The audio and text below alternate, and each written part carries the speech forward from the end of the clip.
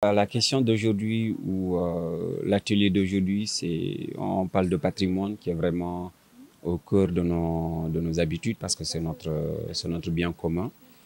Ça a une importance capitale parce que, comme je l'ai dit tout à l'heure donc dans mon introduction, que le patrimoine mondial de manière générale ou sénégalaise, donc de manière particulière, est en danger.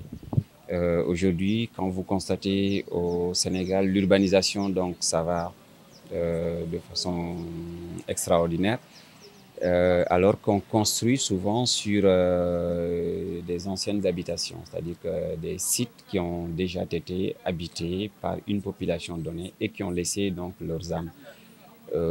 Donc l'urbanisation fulgurante donc de nos sociétés, les conflits armés donc qui nous guettent de gauche à droite, euh, la climatisation, pas la climatisation clim, mais surtout donc le dérèglement climatique sont des menaces qui pesent aujourd'hui donc sur notre patrimoine culturel. Donc il est vraiment urgent maintenant de voir comment on peut sauver ce patrimoine, comment on peut préserver donc ce patrimoine et comment on peut protéger donc ce patrimoine culturel. Et par le biais, bien sûr, donc de nouvelles technologies. Oui, la jeunesse, l'Afrique a un atout. Certains peuvent le considérer comme un handicap, mais c'est un atout parce que tous les signaux montrent que l'avenir du monde, ça se joue sur le terrain africain. Et les économistes le disent, les historiens et tout le monde le dit. Alors, pourquoi tout le monde dit que l'avenir de l'Afrique, c'est l'avenir du monde, ça se joue sur le terrain africain? Parce qu'on compte d'abord sur sa jeunesse. Donc, c'est une jeunesse qui doit travailler. Les jeunes d'aujourd'hui sont les responsables donc de demain. Alors, pour qu'on ait donc une population qui peut préserver ce patrimoine-là de demain, il faut d'abord les conscientiser aujourd'hui. Donc, nos parents, ils ont déjà fait donc leur tâche. Maintenant, c'est à la jeunesse donc africaine de se réveiller et de prendre son destin entre ses mains et de préserver donc ce patrimoine qui nous est commun. Alors, le choix est fait sur d'abord l'université Cheikh Anta Diop parce qu'au département d'histoire, aujourd'hui, il y a beaucoup d'étudiants dans la section ISPAM, c'est-à-dire section archéologie, qui travaillent donc sur plusieurs aspects du patrimoine. Donc, ce qui veut dire que le choix est fait tout de suite. Mais on n'a pas voulu, puisqu'on parle donc de la jeunesse sénégalaise, et la jeunesse sénégalaise n'est pas à l'université Cheikh Anta Diop seulement. Donc voilà pourquoi donc on a fait appel donc à Saint-Louis, parce qu'il y a une association donc qui est à Saint-Louis, qui est créée aussi donc par des jeunes de Saint-Louis, des jeunes étudiants donc de Saint-Louis.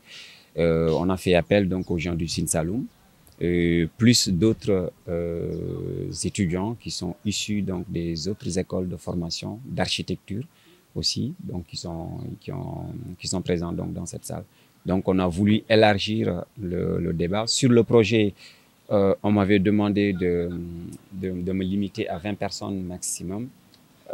Mais dans mes perspectives, je m'étais dit que 20 personnes pour discuter donc du patrimoine sénégalais, ça me semble très injuste. Donc j'ai décidé moi-même d'élargir et d'inviter le maximum de personnes, d'étudiants surtout donc possible, et en même temps de créer aussi donc en liaison, puisque les universités sont fermées. Il y a des étudiants qui sont chez eux, mais qui ont envie de participer donc à cette activité-là. Donc, d'où on a la création donc, du lien Zoom, c'est-à-dire les gens que vous avez vus qui ont participé en ligne avec nous. Là, c'est la sensibilisation, ça va être très difficile parce que c'est des zones qui ne sont pas d'accès facile.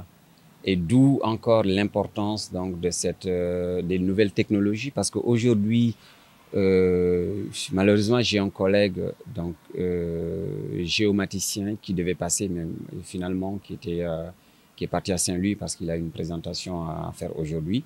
En fait, qui a déjà montré comment l'utilisation des drones, comment l'utilisation donc des données satellitaires, les images donc satellitaires, pour nous permettre donc d'avoir accès à ces zones interdites pour l'instant et recueillir donc ce patrimoine pour pouvoir donc le préserver.